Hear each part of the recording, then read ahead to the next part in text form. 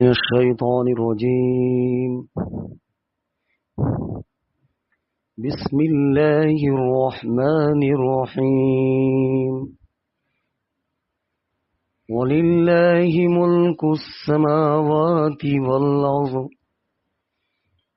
والله على كل شيء قدير.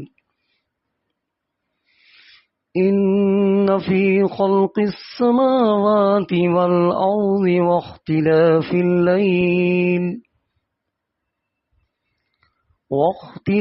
الليل والنهار لآيات لأولي الألباب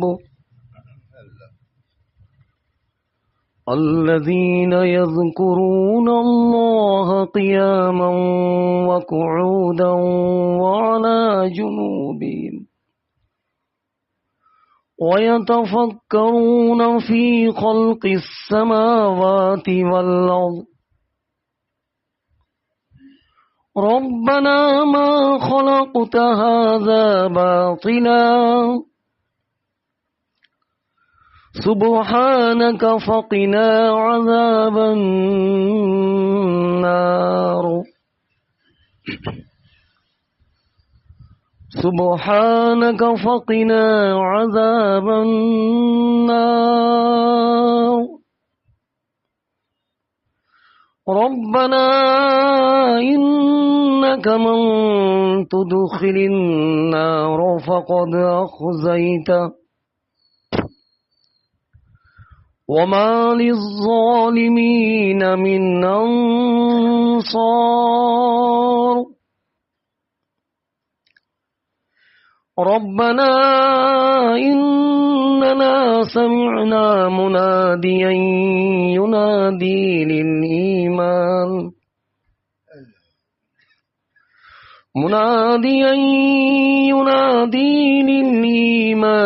أن آمنوا بربكم فآمنا.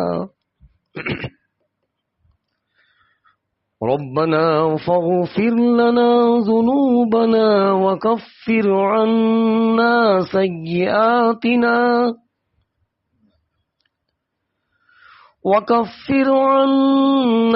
سيئاتنا وتوفنا مع الأبرار. ربنا وآتنا ما وعدتنا على رسلك ولا تخزنا يوم القيامة إنك لا تخلف الميعاد. صدق الله العظيم. بسم الله الرحمن الرحيم. نحمده ونصلي على رسوله الكريم. اما بعد، یہ کتاب نبی رحمت حضرت مولانا علی میاں کی لکھی ہوئی ہے، بہت معتبر کتاب. اس سے پہلے کبھی سنایا ہے، آج اتفاق سے یہاں تھی پھر میں نے کہا اسی سنا دو انشاءاللہ. مہینے کے مطابق بھی ہے. سب سے پہلے میں سنا رہا ہوں حضرت خدیجہ کا قبول اسلام اور ان کا کردار. آپ کے ازواج مطہرات میں سے سب سے پہلے انہوں نے اسلام کو قبول کیا. سب سے پہلے حضرت خدیجہ رضی اللہ تعالی عنہ نے اسلام قبول کیا. بیوی تھی. رشتہ زوجیت کی وجہ سے ان کو آپ کی خدمت و رفاقت اور نصرت و اعانت کا خوب موقع ملا. بیوی تھی. حالانکہ بات یہ کہ عموماً نہیں موقع ملتا ہے، بیوی لوگ کو محروم ہی رہتی ہے. کہتے ہیں 3 آدمی فائد نہیں ہوتا، بیوی اور 3 ہے اس میں بیوی کا بھی ہے. لیکن یہاں دیکھیے بیوی زوجہ ابتدائی اور انہوں نے قبول کیا اسلام کو، جبکہ عام طور سے لوگوں نے قبول نہیں کیا تھا ابھی، لیکن بیوی نے سب سے پہلے قبول کیا. سب سے پہلے حضرت خدیجہ نے اسلام قبول کیا رضی اللہ تعالیٰ. رشتہ زوجیت کی وجہ سے ان کو آپ کی خدمت و رفاقت، نصرت و اعانت کا خوب موقع ملا، اور انہوں نے ہر موقع پر آپ کی پشت پناہی اور حمایت کی. لوگوں سے آپ کو جو تکلیفیں پہنچتی تھیں وہ ان کو ہمیشہ ہلکا کرنے کی کوشش کرتی اور آپ کی ہمت بڑھاتی تھی. نبی اکرم صلی اللہ علیہ وسلم کی ہمت ڈھارس بڑھاتی تھی. کتنی بڑی زبردست اللہ تعالیٰ کی شان. اس کے بعد حضرت علی رضی اللہ تعالیٰ عنہ نے اسلام قبول کیا. زوجہ پہلے زوجہ، اس کے بعد حضرت علی ابن ابی طالب اسلام لائے، ان اسلام کو قبول کیا. اور اس وقت ان کی عمر 10 سال تھی. بس 10 سال کی عمر میں اسلام قبول کر لیا. اس کے لیے بھی ماننا ہے عمر کی قدر نہیں ہے. 80 سال کا بوڑھا ہو گیا اللہ قبول کیا، 10 سال کا جوان بچہ قبول کر لیتا ہے. سعادت بزور بازو نے. اس وقت ان کی عمر 10 سال تھی. اسلام سے پہلے وہ رسول اللہ صلی اللہ علیہ وسلم کی گود میں کھیلتے تھے. آپ نے پریشانی اور قحط سالی کے زمانے میں ان کو ابو طالب سے مانگ لیا تھا اور اپنے گھرانے میں شامل کر لیا تھا. اس کے بعد زید ابن حارثہ جو آپ کے غلام تھے، آپ کے ان کو متمنا تھے، اسلام لائے. ان حضرات کا قبول اسلام دراصل ایسے لوگوں کی شہادت گواہی تھی جو آپ سے سب سے زیادہ قریب تھے. انہوں نے قبول کر لیا.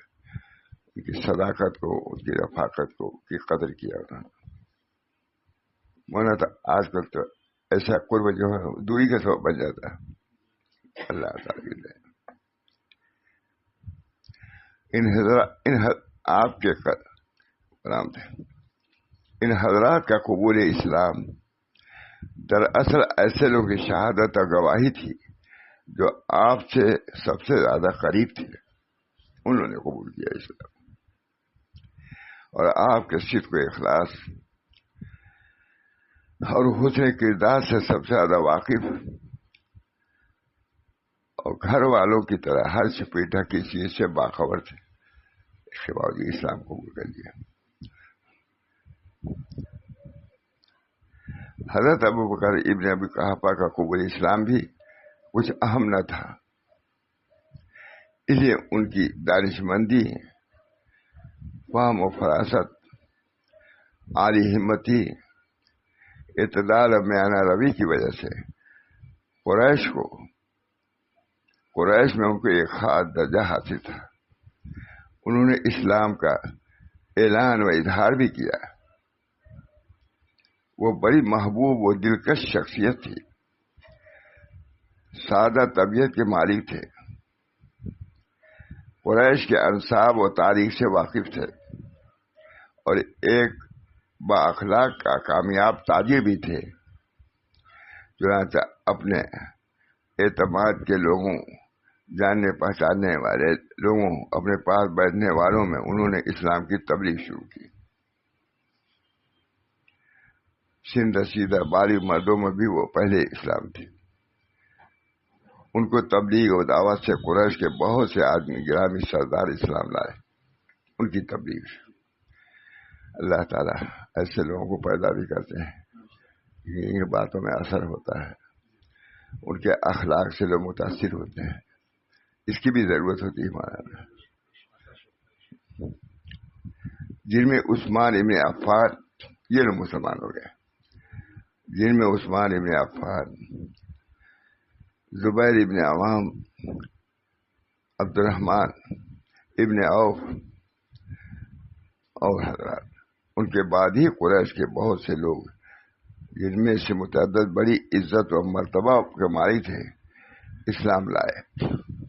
ان میں چند کے نام یہ ہے نام گنا ہے. اس کے بعد لوگوں نے بڑی تعداد میں اسلام قبول کرنا شروع کر دیا. شریف لوگ اسلام لائے دیکھ کر کے یہ لوگ صاحب فہم بھی ہیں, صاحب اقتدار بھی ہیں. تب بھی حضور کو جو مان لیا تھا ہم لوگ ماننے میں کیا کسر رہ جاتی ہے.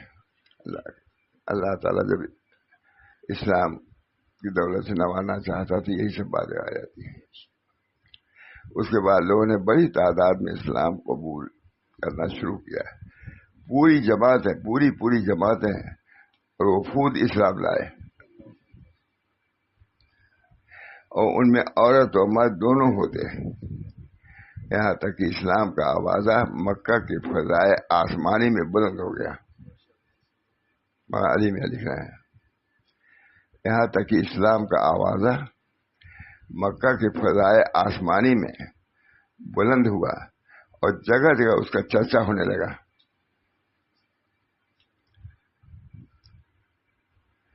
کوہ صفا پر پہلا اعلان. ابتدا میں رسول اللہ صلی اللہ علیہ وسلم دعوت و تبلیغ کے اس کام کو چھپا کر کرتے رہے, اور 3 سال اس حال میں گزر گئے. 3 سال پوشیدہ طور سے دعوت کام کرتے رہے. معلوم ہے کہ اس میں بھی اگر فہم سے کام لیا جائے تو زیادہ بہتر ہے. کم مناسب ہے کم نامناسب, اس کو بھی دیکھنا چاہیے. ابتدا میں رسول اللہ صلی اللہ علیہ وسلم دعوت و تبلیغ کے اس کام کو چھپا کر کرتے تھے. 3 سال کے اس حال میں گزر گئے. پھر اللہ تعالیٰ کی طرف سے آپ کو اس کے برملا اظہار اور اعلان کا حکم ہوا اور ارشاد ہوا فاصدع بما تؤمر وأعرض عن المشرکین. بس جو حکم تم کو خدا کی طرف سے ملا ہے وہ لوگوں کو سنا دو. یہ ابتدائی دین اور تبلیغ دعوت جب جانیے گا تب تو ایسے دین کی اشاعت ہوئی. پھر حکم تم کو خدا کی طرف سے وہ لوگوں کو سنا دو اور مشرکوں کا ذرا خیال نہ کرو. یہ حکم ہوا. اگر چھپا کرتے تھے اب کچھ نہیں کر سکیں گے. سناؤ. وَأَنذِرْ عَشِيرَتَكَ الْأَقْرَبِينَ. اور اپنے قریب کے رشتے داروں کو ڈر سنا دو. اور جو مومن تمہارے پیرو ہو گئے ہیں ان سے بتواضع پیش آؤ. یہ بدلا ہے. جو تمہارے ساتھی ہو گئے ان کی رعایت کرو, مربت کرو, ان کو دور نہ رکھو, ان کو قریب کرو. یہ بھی معلوم ہے. یہ نہیں کہ اگر تمہارا کوئی مرید ہو گیا تو اس کو ڈانٹ پھکا بھاگاتے ہی رہو. بہت سے لوگ سمجھتے ہیں یہی بات سوا یہی ہے کہ خوب ڈانٹ دے.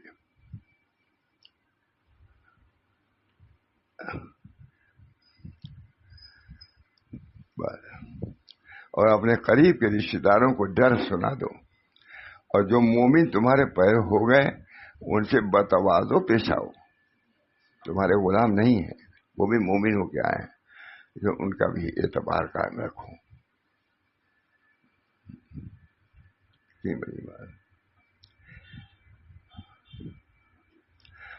وقل انی انا النذیر المبین. اور کہہ دو کہ میں تو علانیہ ڈر سنانے والوں میں سے ہوں. اس حکم کے بعد رسول اللہ صلی اللہ علیہ وسلم کوہ صفا کی چوٹی پر چڑھے. ابتدائی تبلیغ دعوت معلوم ہونا چاہیے نہیں. اس کے بعد رسول اللہ صلی اللہ علیہ وسلم کوہ صفا کے چوٹی پر چڑھے اور بلند آواز میں یہ صدا لگائی یا صباحا. یہ نعرہ عربوں کے لیے جانا پہچانا تھا اور اس وقت لگایا جاتا تھا جب کسی دشمن یا غنیم کے حملے کا فوری خطرہ ہوتا تھا. یا صباحا کا نعرہ سننا تھا کہ قریش کا سارا قبیلہ وہاں جمع ہو گیا. کوئی آگے جماعت حملہ آور ہو گیا, آگے ہی جماعت ہمارے اوپر. سارا قبیلہ وہاں جمع ہو گیا. جو کسی وجہ سے نہیں آ سکا اس نے اپنا نمائندہ بھیجا اس وقت آپ ان سے مخاطب بھی اور فرمایا اے بنی مطلب، اے بنی فہر، اے بنی کعب، اگر میں تم کو یہ اطلاع دوں کہ اس پہاڑ کے دامن میں ایک لشکر کھڑا ہے اور تم پر حملہ کرنا چاہتا ہے تو کیا تم اس بات پر یقین کرو گے؟ کتنی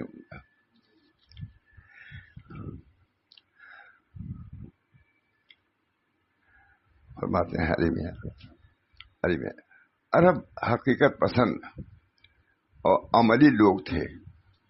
علی میں لکھ رہے ہیں عرب حقیقت پسند اور عملی لوگ تھے. انہوں نے ایک شخص میں سچائی، امانت، دیانت اور خیرخواہی کا بارہا تجربہ کیا تھا. جب انہوں نے دیکھا کہ یہ شخص اس کے متعلق اب تک ان کی یہ رائے رہی ہے، پہاڑ کی چوٹی پہ کھڑا ہے، سب سمجھتے تھے کہ بہت سچے آدمی ہیں، غلط بات نہیں کہتے، وہ کھڑا ہے پہاڑ کی چوٹی پر اور پہاڑ کی دوسری طرف بھی اس کی نظر ہے، وہ صرف اپنے سامنے کی چیز دیکھ رہے ہیں. تو ان کی ذہانت، انصاف پسندی اور امین و صادق مخبر کی اطلاع و خیر نے ان کی رہنمائی کی اور ان سب نے کہا ہم یقین کرتے ہیں کہ آپ سچے ہیں. نہیں، تبلیغ کا بھی ایک ڈھنگ بتلایا، انہوں نے یوں نہیں ٹپ نہیں شروع کر دیا، غور خور کیا کہ کس طرح ہم تبلیغ کریں یہ تبلیغ نافع ثابت ہو. دعوت و تربیت کے حکیمانہ انداز. جب یہ فطری ابتدائی مرحلے طے ہوئے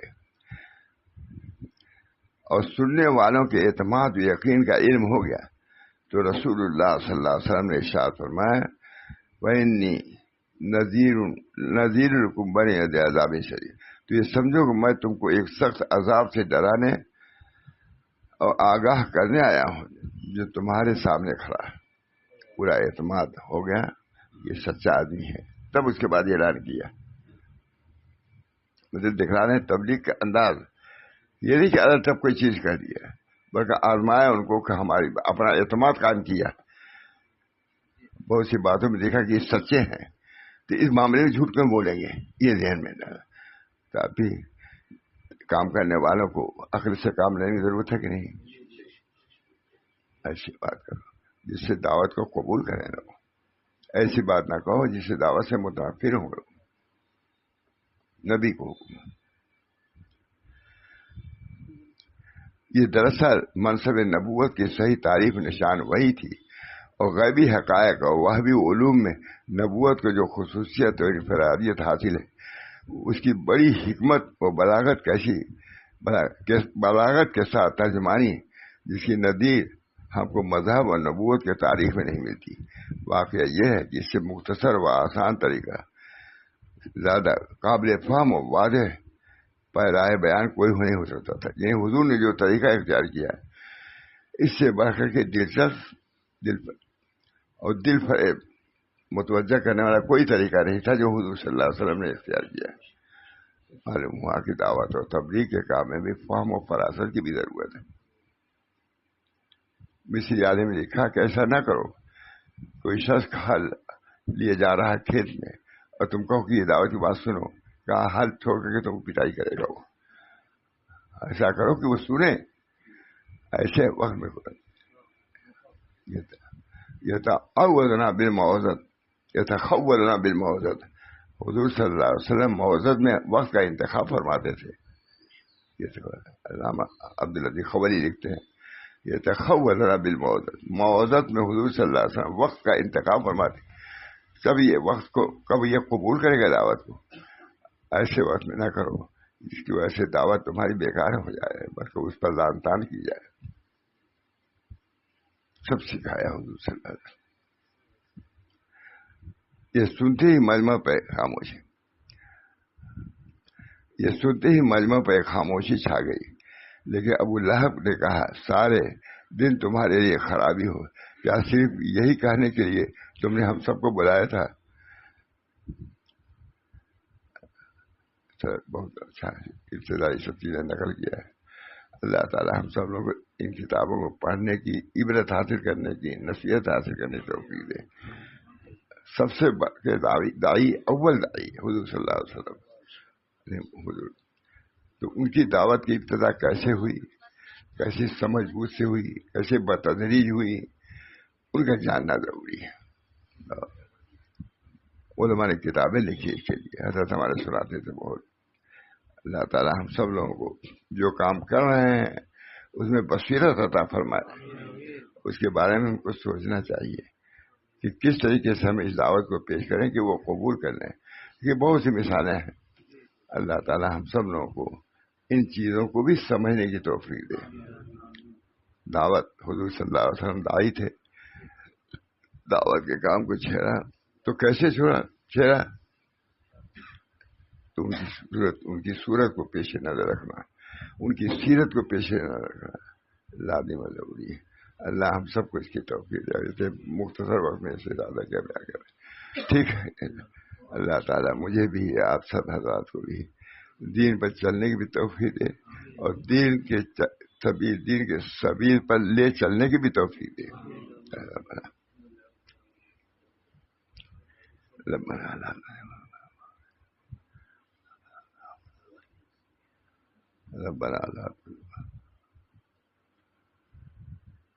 اللہ تعالیٰ ہم سب لوگوں کو صحیح معنوں میں مسلمان بنائے، مسلمانی اخلاق سے متصف فرمائے.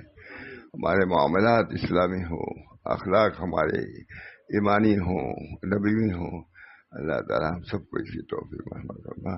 ربنا تقبل منا انک انت السمیع العلیم برحمتک یا ارحم الراحمین، محمد سیدنا نبی صلی اللہ علیہ وسلم.